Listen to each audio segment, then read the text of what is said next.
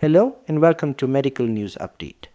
Today we are looking at new research that strengthens the link between higher body weight and a particular type of dementia, and it also points to blood pressure as a key part of the story.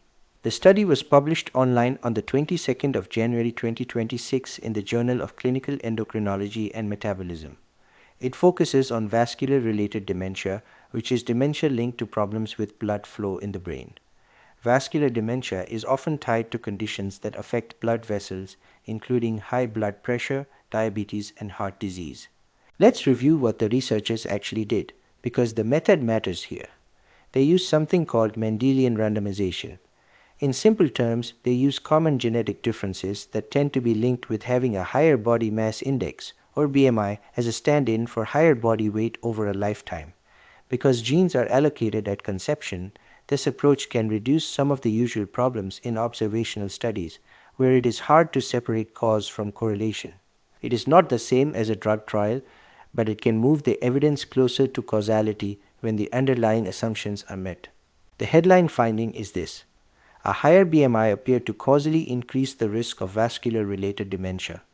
In the main genetic analysis, each increase of about 4 to 5 BMI units was linked with roughly 50 to 60% higher odds of vascular-related dementia. Depending on the statistical approach used, the estimated odds ratios range from about 1.5 up to around 2.0 per standard deviation higher BMI. Two details are worth noting. First, the signal was much clearer for vascular-related dementia than for Alzheimer's disease in these analyses. Second, the researchers looked at possible pathways that might connect higher BMI to dementia risk. Blood pressure stood out.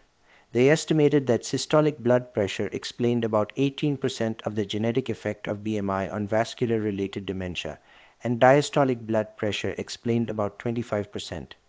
Put plainly, raised blood pressure seemed to account for a meaningful slice of the increased risk. This is also the emphasis in the Endocrine Society press release, published on the 22nd of January 2026. It highlights the idea that higher BMI and high blood pressure are not just markers that travel together, but may be part of a causal chain leading to dementia risk, particularly vascular-related dementia. Before anyone takes this as a personal prediction, a few cautions. The genetic data here were largely from people of European ancestry, including a very large UK biobank sample described as white British, which can limit how confidently we can apply the exact numbers to other populations. Mendelian randomization also relies on technical assumptions about how the genetic variants act, so it is powerful but not perfect. So what does this mean for everyday life? Dementia is a broad term for illnesses that affect memory, thinking, and day-to-day functioning, and it typically worsens over time. There is no cure at present, so prevention and risk reduction matter. This study supports a practical message that many clinicians already stress. Keeping weight in a healthy range and controlling blood pressure are likely to help protect brain health over the long term, especially when started earlier in adult life rather than after symptoms appear.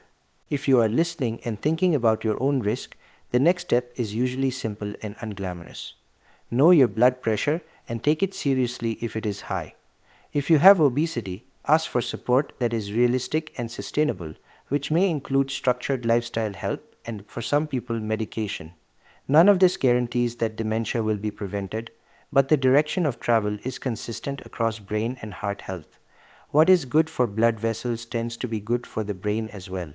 That's it for today's medical news update. If you want to read more, the full research paper is in the Journal of Clinical Endocrinology and Metabolism, and the Endocrine Society has a short press summary that walks through the main points in plain language. If you found these insights valuable, please subscribe and share this podcast with others who care about metabolic health. We'll return next week with more breaking developments from the world of health research.